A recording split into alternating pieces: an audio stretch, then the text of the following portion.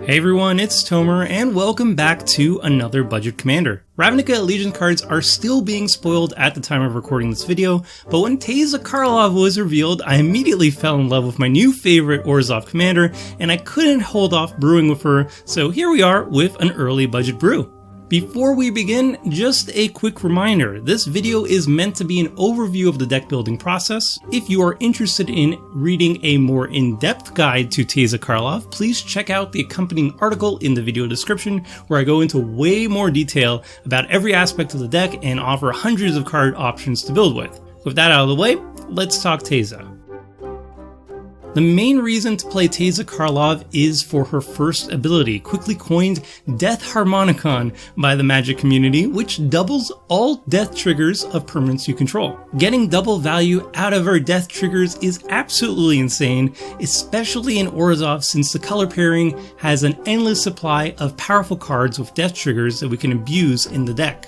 With Teysa on the battlefield, Zulaport Cutthroat drains our opponents for 2 life instead of 1, Skullclamp draws you 4 cards instead of 2, and Rivalar can return up to 4 creatures as long as it dies to leave the battlefield. There's hundreds of death triggers to choose from, giving us a ton of flexibility on what cards we choose to run. To take advantage of her Death Harmonicon effect, we will be building Teysa primarily as a sacrifice deck.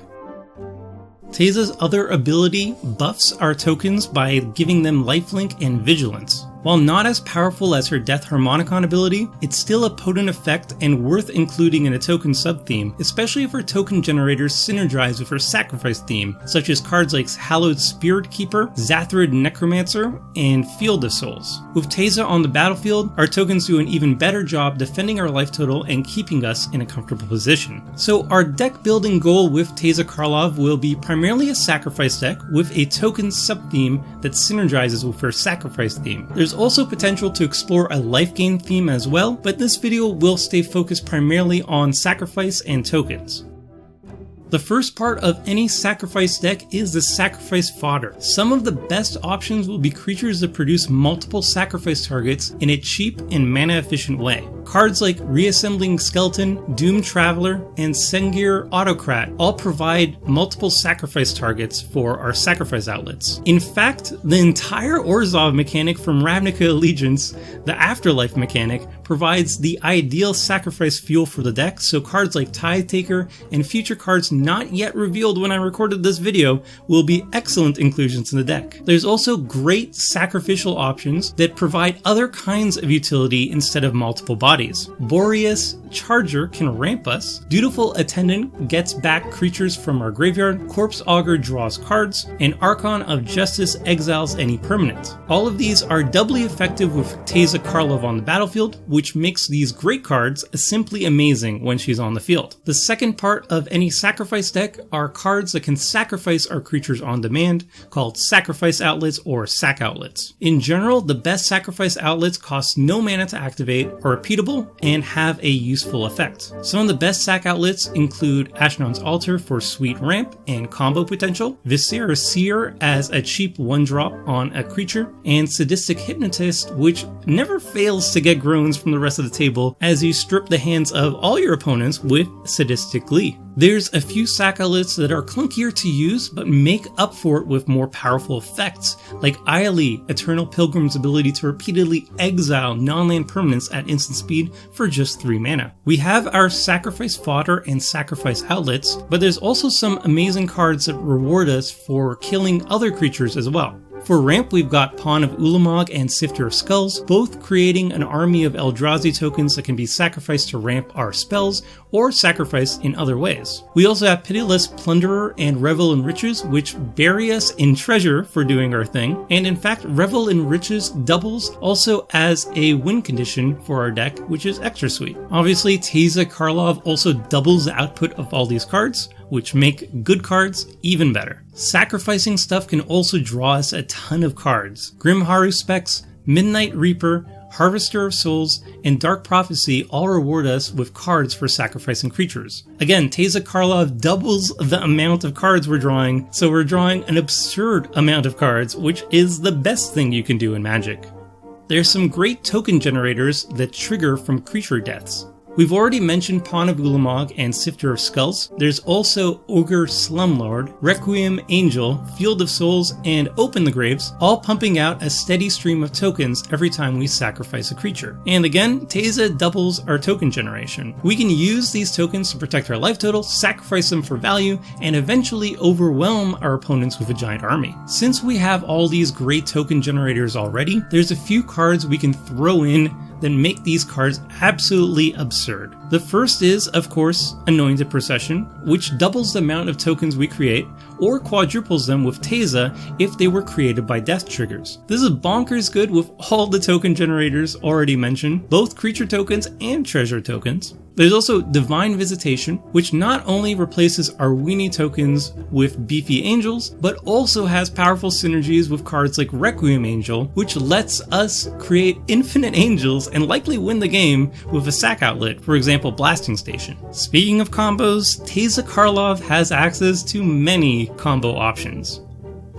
I've gotten some heat in previous videos for often providing combo options in my budget deck, so I'll stress that these combos are purely optional inclusions in a Teysa deck, and a deck can be mighty powerful without any combos at all, but these combos are here for people who like combos. We covered the Divine Visitation combo, and the next one is Teysa Karlov, Cathodian, Blasting Station, and either Decaying Soil or Nim Deathmantle. All you gotta do is sacrifice Cathodian to Blasting Station, generating 6 mana thanks to Teysa, and use that mana to pay for Soil and then replay Cathodian, which generates infinite mana and deals infinite damage. You can also replace Blasting Station for any other free, repeatable sack outlet and add another card like Blood Artist or Zulaport Cutthroat to combo kill instead. One of the most popular sacrifice combos is a highly flexible one with Nim Deathmantle and Ashnod's Altar. You need a creature that creates at least one more creature when it enters the battlefield or dies, like Sengir Autocrat. Sacrifice the creature and the token it produces to Ashnod's Altar, generating at least 4 mana so you can immediately recur the creature with Nim Deathmantle, letting you sacrifice it infinite times. Then add a 4th card to win the game, like Zulaport Cutthroat, infinite draining out your opponents. There are many variations of this combo available, and it's pretty easy to set up. One last easy combo is Leonin Relic Warder and Animate Dead. With the Leonin in the graveyard, animate it with Animate Dead, then exile the aura of the Leonin,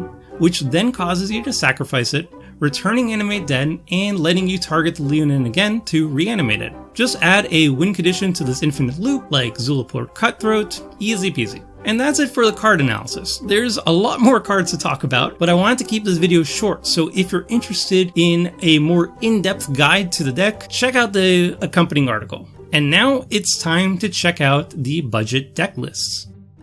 The first list is $40 US at the time of recording. There's plenty of creature removal such as Playcrafter and Butcher of Malakir, plus 4 board wipes including Dust to Dawn, which doubles as powerful recursion in our deck. We ultimately win the game with drain cards like Zulaport Cutthroat, giant beaters like Yahenni Undying Partisan, going wide with a huge army of tokens, comboing off with Cathodian, or even winning on our upkeep with Revel in Riches. The worst thing for our deck to see across the table is if an opponent plays a card that permanently shuts out our graveyard, specifically Leyline of the Void and Rest in Peace, so we're packing 4 flexible enchantment removal spells to get rid of them. The second list is roughly $100 US. The strategy remains unchanged, but we've upgraded all aspects of our deck to be faster and more consistent. Notable pickups include Anointed Procession and Divine Visitation to make our token strategy even stronger. Smothering Tithe is an insanely good ramp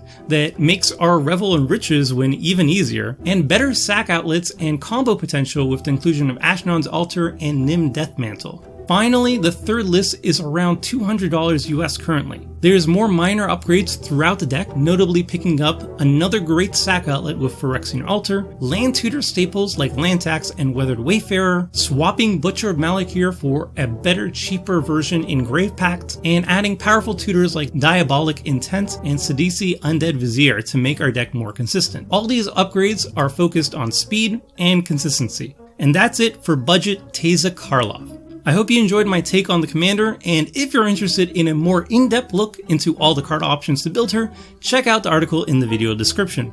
I know it's been a long time since I said I'd complete the $20 upgrades of the Commander 2018 precons, and I feel like I might have waited a bit too long to get back to those.